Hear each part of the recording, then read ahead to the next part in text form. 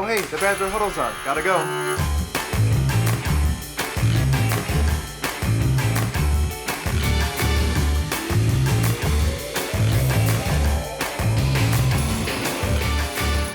Hello Badger fans, and welcome to a new way to tailgate during this socially distanced football season, the Badger Huddle Armchair Pregame.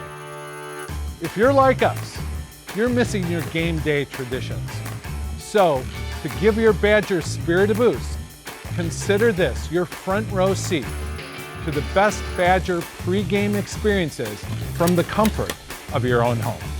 But first, a note about safety. You'll see that we'll be wearing masks during our interviews, and so are our guests and crew. We're doing this for our safety and the safety of our Badger community.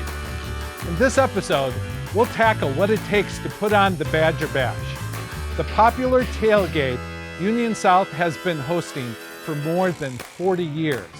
And we'll hear from the man who takes center stage at the Bash, director of the UW Marching Band, Corey Pompey.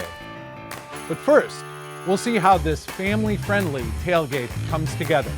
And for that, I'll toss it over to the executive director of the Wisconsin Alumni Association, Sarah Schutt. Thanks, Jeff. On a typical game day, the plaza behind me would be full of Badger fans enjoying the food and beverage and activities that are part of the Badger Bash here at Union South. Well, it's not a typical year, but we do have the opportunity to take an inside look at what goes into Badger Bash. I have with me here Mark Guthier, who is the Associate Vice Chancellor for Student Affairs and Executive Director of the Wisconsin Union. Mark, welcome. Thank you, Sarah. Glad to be here. Why don't we start by you telling us what makes Badger Bash so special?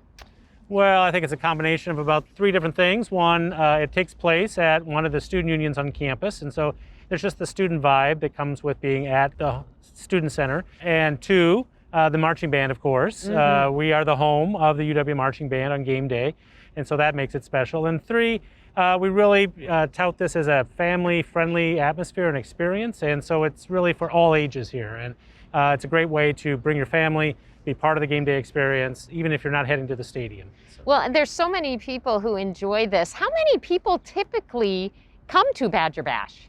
We have about 15,000 that stop by. A week? Every week for the 2 hours prior to kickoff, yes. Wow, so over the course of a season, that is... Upwards of almost 100,000, depending on how many games are in the season, yes. That is fantastic. Yeah. What does that translate to in terms of brats? Well, we do average about 15,000 brats each weekend, but one weekend we did hit 28,000 brats. Oh my gosh. Yeah, so. Wow, and you didn't run out? We did not run out. We never run out of brats. That's great, that's great. So with so much great stuff about the Badger Bash, what are you missing most about game day this year? Well, it's really an opportunity for the union to be part of the game day experience and this campus tradition. We're right in the heart of this part of campus, right, with Union South. And to be an equal part of how that all gets celebrated by the campus is really special for the union. And then for me personally, it's standing on one of these balconies while the band is playing and having that sense of just school pride wash over you every time they play their series of fight songs. And right, so I miss that a lot. I'm getting chills right now thinking about it. Yeah. There must be a lot that goes into getting ready to host that many people. On a typical game day, what's going on here in the morning getting ready? If you were coming by Dayton Street here at 4 a.m., you'd see we were starting to get set up. So we start quite early. The stage has to be assembled every week for the band. The entire family experience along the orchard on the other side of the building has to be built, all of the bouncy castles and all those types of things. And so it's quite an endeavor and takes upwards of 100 people to really pull it off. Oh my gosh, well, it works. It definitely works. And you've been doing this celebration here for decades. Over 40 years. Okay. Yeah. So you've got it down. Yes. What is something that most people don't know about Badger Bash?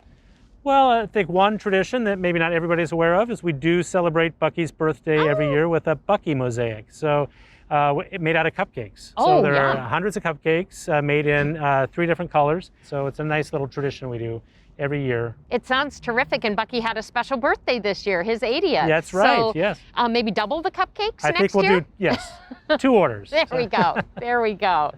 Now, Mark, we know that Badger fans and friends and alumni aren't able to come down to Union South to celebrate Badger Bash this year. But do you have any suggestions of what Badgers can do from their armchairs at home to celebrate pregame? Well, they could have a Bloody Mary, of course. Great idea. And we just happen to have some here. Look at that. Shall we? Absolutely. All right. Cheers to you. Cheers. Hey Badger fans, so game time just got announced and it's another 11 o'clock kickoff. So the cocktail of choice, of course, is the Bloody Mary. And it's a staple of the Badger Bash as well. Now the recipe's pretty simple, right? But what makes it uniquely a Badger cocktail is Wisconsin's enthusiastic embrace of the over-the-top garnishes. We've got locally sourced pickles, dilly beans, asparagus, and of course, Wisconsin cheese and sausage. There you go. That's brunch in a cup. And for those of you who like a little bit of everything, Wisconsin's tradition of a beer chaser is just the ticket. So I'm here at Union South, which is home to the Badger Bash. And it's actually home to the UW Marching Band on game days. It's where the band plays its concert at the Badger Bash.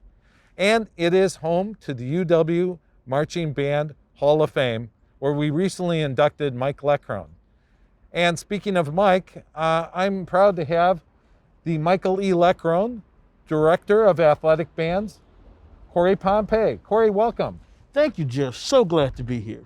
You've been at the helm of the marching band for a little over a year now, and it's certainly been a roller coaster ride. Let's see, you went to the Rose Bowl. There's the volleyball Final Four, where we were the runners-up, the basketball Big Ten champions, and then the pandemic hit, and we had to cancel the band concert, and now the football season. How do you keep your spirits up and the spirits of the band members during this time? Well, we do it through hope. You know, we all know that at some point we're going to come out of this thing. And when we come out of this thing, we're going to come out of it better than ever. But, you know, we're doing the best we can.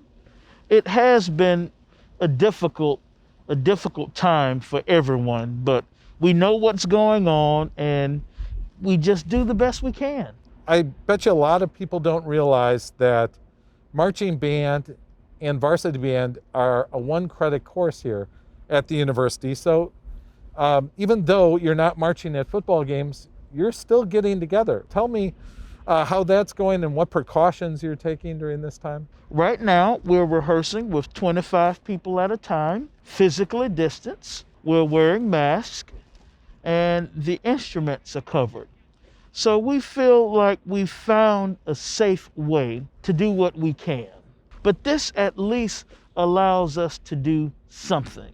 Can you walk us through what a typical game day looks like for the marching band? One of the things that all band members know is that if you're going to be a part of this organization, game days are entirely devoted to being in the band.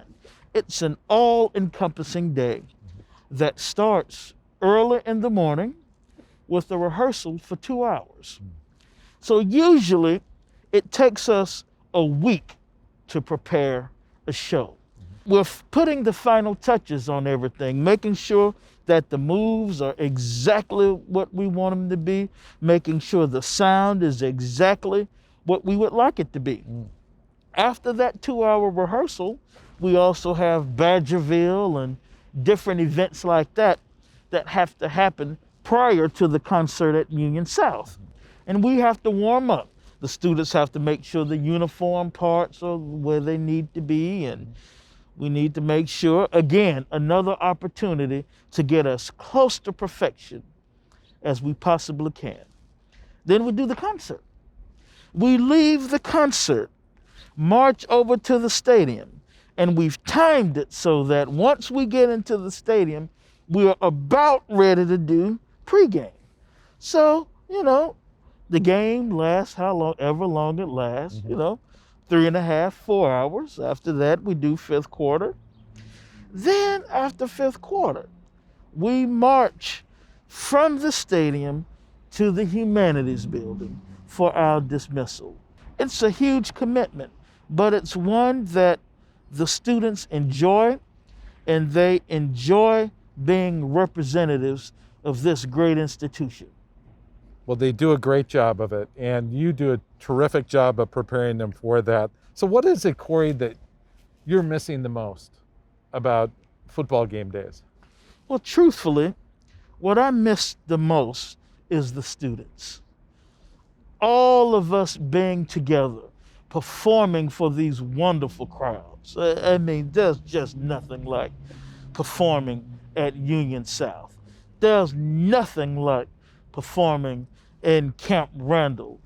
It's a real thrill, and it's one that we all miss and look forward to getting back to once things get better. Well, thank you, Corey. I appreciate you being here today. Oh, and by the way, Mark Guthier said that you left this here after the Purdue game last year, so here's your whistle. I'm sure you'll need that at some point in time in the future. I did. I will need it at some point in the future. Okay. I thank him for making sure it gets back to me. Okay, you bet. All right. Thank you so much. Thank you, and on Wisconsin. Thank you for watching the Badger Huddle Armchair Pregame. But before we go, we invite you to get up out of your chair and join us for this moment of rest.